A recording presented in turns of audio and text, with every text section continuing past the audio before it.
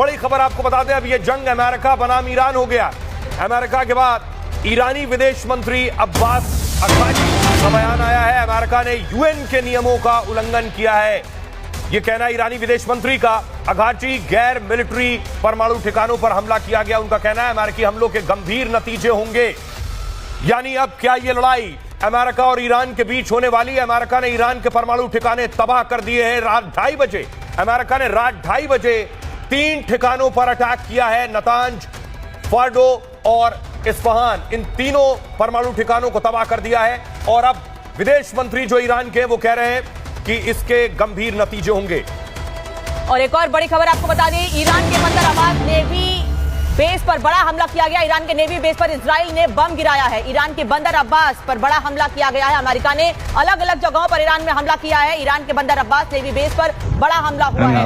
Iran के navy base पर यह हमला किया गया और यह पहला हमला नहीं है। अलग अलग जगहों पर अमेरिका की ओर से हमले किए गए हैं और अमेरिका ने पहले ही इस बात को कहा था कि अगर ईरान सरेंडर नहीं करता है तो गंभीर परिणाम भुगतने होंगे। यही वजह है कि रात 2:30 बजे बड़े हमले किए गए। ईरान के बंदर अब्बास नेवी बेस पर बड़े हमले किए गए।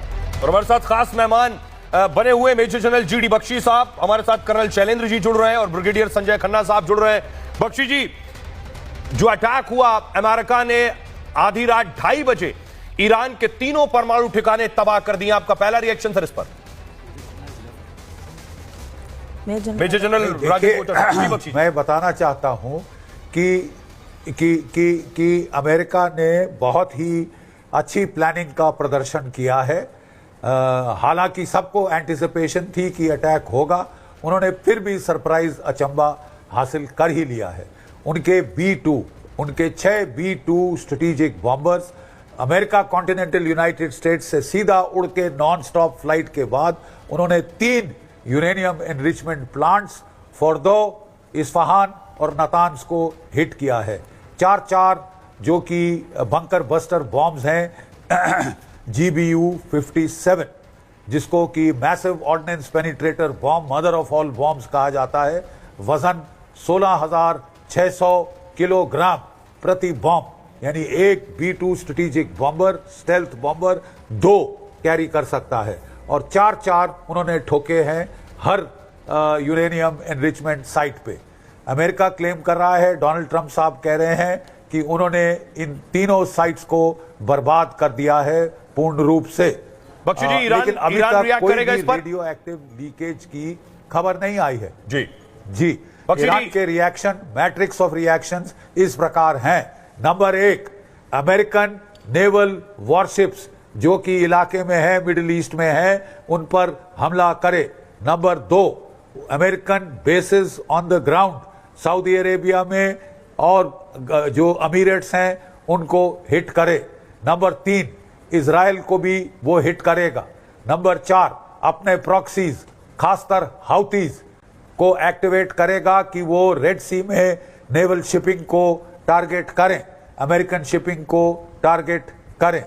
इसके अलावा वो जो है वो अमेरिका के खिलाफ, ईरान के खिलाफ, इजराइल के खिलाफ कोई टेररिस्ट कार्रवाई भी कर सकता है, जिसका अंदेशा जाहिर किया जा रहा है। Not doing anything is not an option for Iran. अगर आप ईरान की साइकोलॉजिकल प्रोफाइल देखें, मिलिट्री कैपेबिलिटीज देखें, तो अभी ईरान लड़ सकता है। उसे मार पड़ी है, but it is down but not out. ठीक है, मैं बताना चाहता हूं कि उसने अभी तक 450 बैलिस्टिक मिसाइल्स फायर किए हैं, 1000 ड्रोन्स फायर किए हैं, लेकिन उसके पास जो जखीरा है वो 4000 बैलिस्टिक मिसाइल्स का बताया जा रहा है। लोअर एस्टिमेट, हायर एस्टिमेट तो 10,000 और उसके ऊपर भी जा रहे बैलिस्टिक मिसाइल्स। ठीक है, क्या उसको चीन और सप्लाई करेगा? चीन ने भी अपने 3 कार्गो जहाज भेजे हैं, क्या वो नॉर्थ कोरियन मिसाइल या अपने मिसाइल इसको सप्लाई करेगा? Remains to be seen. ठीक है जी। और बाकी देश क्या कर सकते हैं? रूस ने धमकी दी थी कि बुशेहर को मत स्ट्राइक करो। मेरे कोई 150 से ज्यादा न्यूक्लियर साइंटिस्ट वहां पे काम कर रहे हैं। ये सिविलियन न्यूक्लियर फैसिलिटी है, ये रिएक्टर है। अगर आपने इसको ठोका तो पूरी जगह जो है न्यूक्लियर रेडिएशन फैलेगी और सिविलियंस को बहुत नुकसान होगा, चेरनोबिल जैसा। तो उन्होंने ये कहा है, और गौरतलब है कि अमेरिका ने बुशेहर के ऊपर स्ट्राइक नहीं करी है, ठीक है। और क्या कर सकते हैं अमेरिका? जो बात आप कह रहे हैं, वो अगर अमेरिका इन्वॉल्व नहीं होगी, जी, लेकिन वो एक मिनट, मैं जस्ट मैं खत्म कर रहा हूं। वो डायरेक्टली फाइट में इन्वॉल्व नहीं होंगे, लेकिन वो चीन अपने क्षेत्र में ताइवान पे प्रेशर डाल सकता है, ड्रॉ अवे कर सकता है अमेरिकन रिसोर्सेज। रूस धमकी दे सकता है towards north NATO countries to horizontally widen the conflict. Direct involvement नहीं होगी, लेकिन indirect involvement via supplying of weapons and equipment and अपने अपने क्षेत्र में प्रेशर डालें, ये हो सकता है। Thank you. लेकिन कर्नल सिंह, एक चीज और समझना चाहूंगी कि अमेरिका से ईरान की दूरी बहुत ज्यादा है, सीधे सीधे अटैक करना नामुमकिन सा है। तो ऐसे कौन कौन से देश हो सकते हैं जो सीधे अमेरिका की मदद कर रहे हैं? क्योंकि हमने पिछले दिनों देखा है कि पाकिस्तानी सेना के प्रमुख को बुलाकर एक डिप्लोमेसी मीट भी की गई है। ओपनली कहा नहीं गया है क्या था वो, लेकिन क्यों वो मीट की गई थी, किसने मदद की अमेरिका की?